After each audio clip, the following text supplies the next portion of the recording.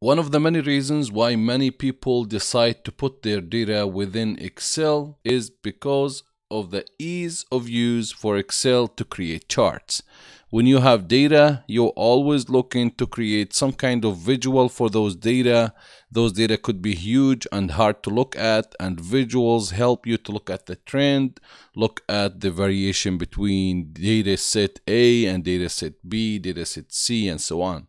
So charts are heavily used in Excel, and now we will learn how to create a chart for a certain set of data in the simple form and in the little advanced form. Now let's start with the simple. You have here a monthly budget. You have your income for year 1 and year 2. You have your expenses for year 1 and 2. Now what if I want to see those income versus expenses over year 1 and 2 in a chart? What I'm gonna do, I'm gonna choose the row of income for year 1 and 2 and expenses for the year 1 and 2, and I go to insert, and here you have the charts. So you can choose either a bar chart, a line chart, circle chart, and all kinds of charts, or you can use the recommended chart. If you're not sure what you want, just choose recommended chart, and Excel will recommend for you what kind of chart you use to display your selected data. Hit on recommended chart. So he's using the bar style or the column clustered style chart, and he's saying that your data will look like something like this. So you have your income for year 1 and expenses for year 2, and in green and dark blue or light blue you have series 1 and series 2 that you can define later. So you have your chart. Now for income, it was 63,000 for year 1. For expenses, it was 54,000 for year 1, 49 for year 2. The color coding is not the best here. All are adjustable, all are fixable. So now we start with chart title. What would you call this chart? I call it as monthly budget, same as what the data is being called. Now you have income and you have expenses. Now what is the blue series 1 and green series 2? So we have this as year 1 and this as year 2. Now we have year 1 and year 2. So the blue represents year 1 in this case, and the light green represents year 2. How are you going to change that name? So now we're trying to change series 1 to year 1 and series 2 to year 2. What we do, select it like the whole box for the legend. That's what we call a legend. And this is the chart title.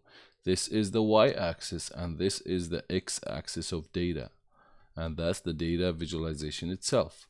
Right click, we click on select data.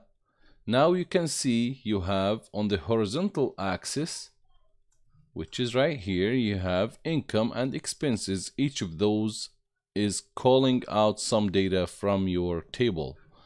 And you have as well legend entries. We have as the columns over here representation. They call it series 1 and series 2. We can edit series 1. What you call the series name? We call it as year 1 for series 1. And for series 2, select it, edit, we call it year 2. Okay, now you have it as year 1 and year 2. Hit OK. Now it looks the way you want it to look. The thing is, if you want to select the whole box, like on the edge of the chart area, you can left click and move it around wherever you want along your Excel sheet.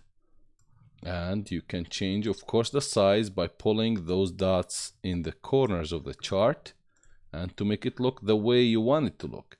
Now we can see the y-axis, it doesn't have a name. What if I want to add a name to the y-axis? Y-axis represents the budget or the income, or call it budget total, whatever your application is.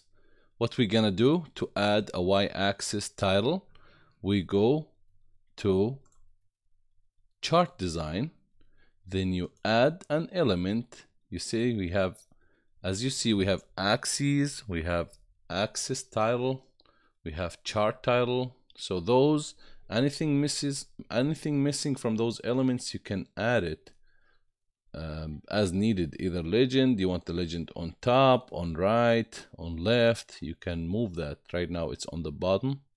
So in this case we need axis title. Do you want it for the primary horizontal or you want it to the primary vertical? We need it to the primary vertical, exactly as he's showing you as axis title to the left. Hit on it. Now the axis title, you can change it as you change any text in the Word document. So select all and you call it, for example, you call it budget totals.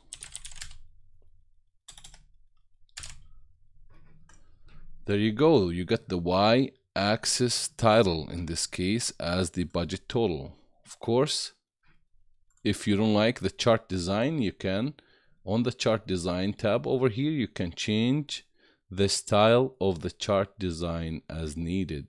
And you can see in real time how would it look like before you finalize and select that kind of chart style. You need more styles if in your case your software or your Excel program having more styles, or you downloaded a certain type of styles, then you can find them over here as well. When you think that's the style that you like, then you go ahead and click on it, and now it is firm.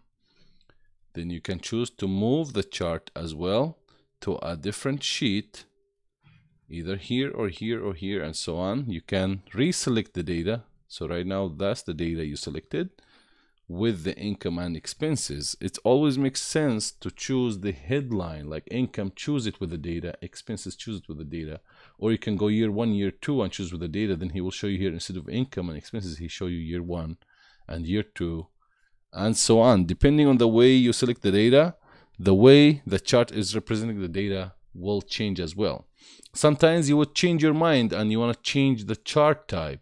Hit on change the chart type. I want it to look in a 3D style like this. Then I hit OK. I can do that. I can change the chart into a line or into a pie or into a surface. I can do whatever I want. Everything is changeable. Nothing is final. So that's the beauty of Excel. You can choose a circle with a legend or with a sector and all those details. Not all chart types would represent your data properly, so you want to be careful about that. But as long as you think it makes sense and it serves your visualization for the data, you can go ahead and choose the right type of chart that serves your purpose, depending on the application of the data. I mean, when you plug in the data, that means you know where those data make sense and what kind of representation is good for them based on your application. You are aware of that, I believe.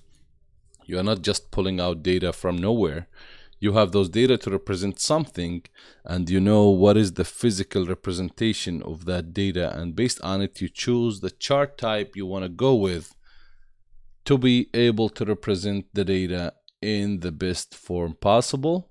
Sometimes you can add kind of more than one style of chart for your data. Let's see, here we have the income year over year. What if you want to see what is the trend, like you want to add a kind of a line over here to your data?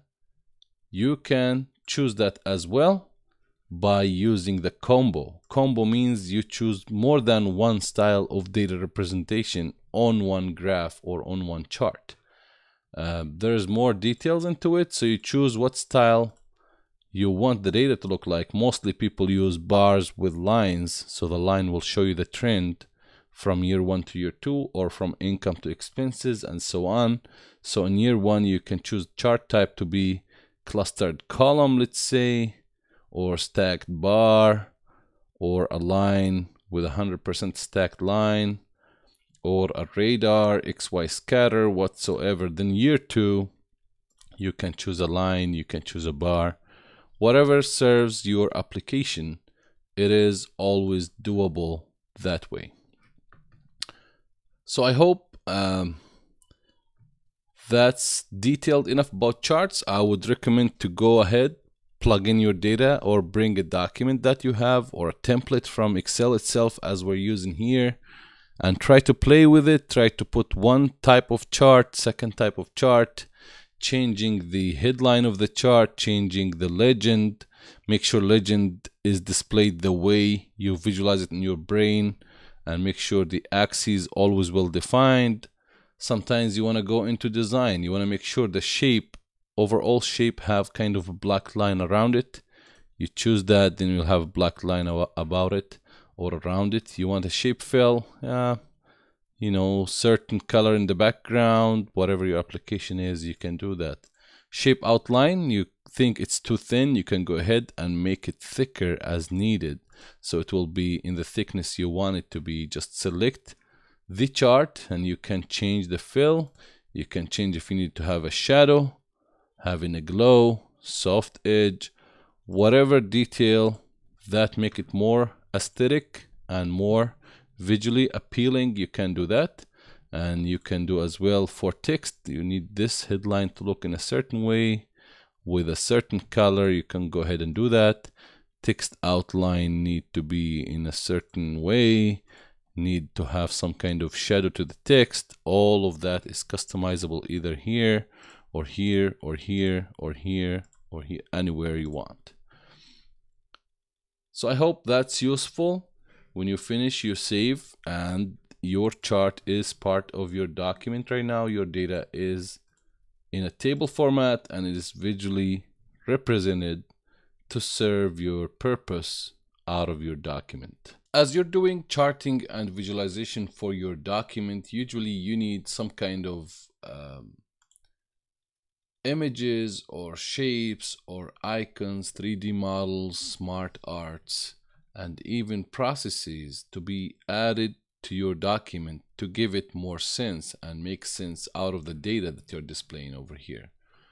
Not necessarily this is the case, but in many cases, maybe you need maps, you need 3D maps, you need either 3D models, icons, shapes, and pictures to support the results or the data that you're showing.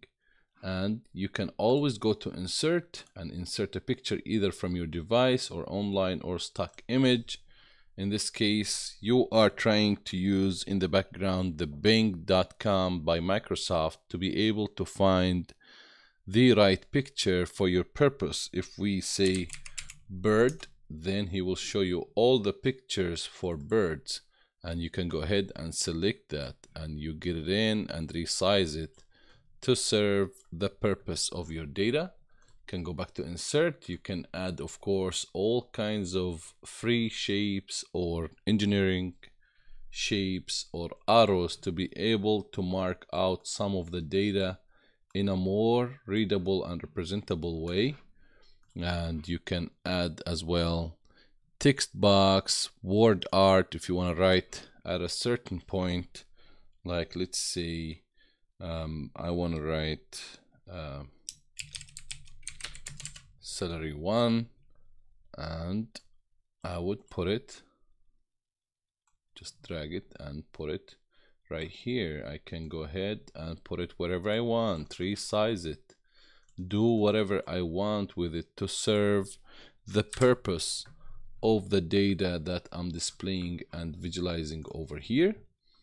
And you can use, of course, icons with Excel 365. You start to have icons. You can search even the name of the icon that you want, and he will show it to you. And as you see, you can add the icon you want, double click on it, add it wherever you want, and it will serve the purpose of visualizing your data. It depends, of course, if you are using a formal document or a kind of occasional document, and what kind of material you're putting in varies a lot. You can find as well stock 3D models. Again, for whatever you're doing, could be displaying data about chemistry. You can go ahead and add a 3D shape over here, and even you can play with it and rotate it to the way it shows you or serves the purpose of displaying the data that you have. Smart arts, of course, that's related to processes. If you have a certain process that you want to show, you can add it, and you can start to type in text, whatever you want. Like, let's say process 1, then next one, probably it is process 1A. Then here you have process B, or process 2 in this case. You can add, you can as well, same as graph, you can change the design, you can change the color coding for it. For whatever you want, you can make it 3D, 2D, glossy, all kinds of options to be able to display the data or the process you want in the best format possible and serve your purpose of visualizing your data. Maps, of course, it always makes sense to have geographical data, let's say data that are attached to a certain state, certain country. That would make sense. So you can, right now you don't see anything because our data is not related to geographical locations, but you can always double click, you can always search and select the data that you want. Any data that's related to geographical data or geographical information, he will be able to attach for you, oh, how many dollars you spent in California, how many dollars you spent in New Jersey and New York, and so on. He'll be able to show you on the map right away, either 2D map or 3D map. You can choose that from the insert over here. That's a 2D map and that's a 3D map. Probably need to open a pop-up specific window to be able to plug in more complicated data to be able to view a 3D map, but it's doable. You can always as well bring a map as a picture from stock image or from your device, be able to comment on it, do a word art on it, using shapes, using marks, using colors and lights to be able to deliver the message you're trying to deliver out of your data visualization.